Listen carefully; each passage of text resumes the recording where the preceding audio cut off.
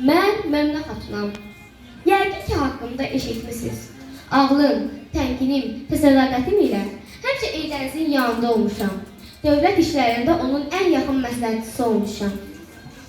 Elm və mədəniyyət xadimlərini hər düşə müdafiə edib, onların daxili çəkişmələrin qarşısını almışam.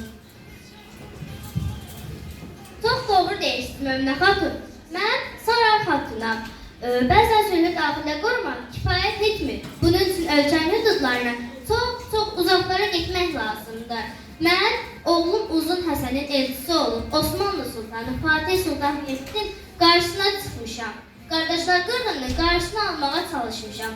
Hədər yerə mənə diplomat qadını deməyirlər. Mənə Taclı xatun deyirlər. Sizi hörmətlə salamlayıram. Mən sizin nəvəniz Şah İsmailin xatunuyam. Təkcə saray işləri ilə kifayətlənməyib, döyüş meydanında İsmail'la birgə tintinə vuruşmuşam. Bacılar adlı təşkilatın lideri olmuşam. Azərbaycan qadınlarına ox atmağı, qılınc oynatmağı öyrətmişəm. Azyaşlı oğlum Təhmasibin adına dövləti idarə etmişəm. Güman edirəm ki, sizin yolu layiqincə davam etdirə bilmişəm. Mən Hənifə xanım Məlikovayam. Həsən bəy Zərdabının həyat yoldaşı.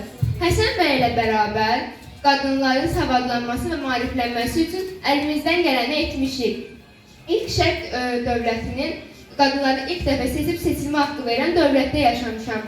AXC dövründə Bakıda Qızlar Məktəbinin müdiri və müəllimi vəzifəsində çalışmışam. Mən Salatın Əsgərovayam. Sizin qarşınızda baş əyirəm. Gördüyünüz işlər danılmazdır. Yazdığınız şərəfli tarix səhifələrində mənim də az da olsa payım var. İxtisası mühəndis olsa da ədəbiyyata olan marağım məni jurnalist etdi.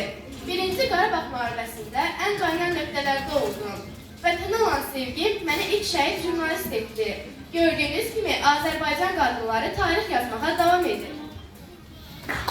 Əziz xanımlar, illər, əsirliklər, minilliklər ötəcək. Bu vətənin yeni qəhrəman qadınları da olacaq. Bu qadınlar da Azərbaycana şərəf, ləyaqət və ucalıq gətirəcəklər.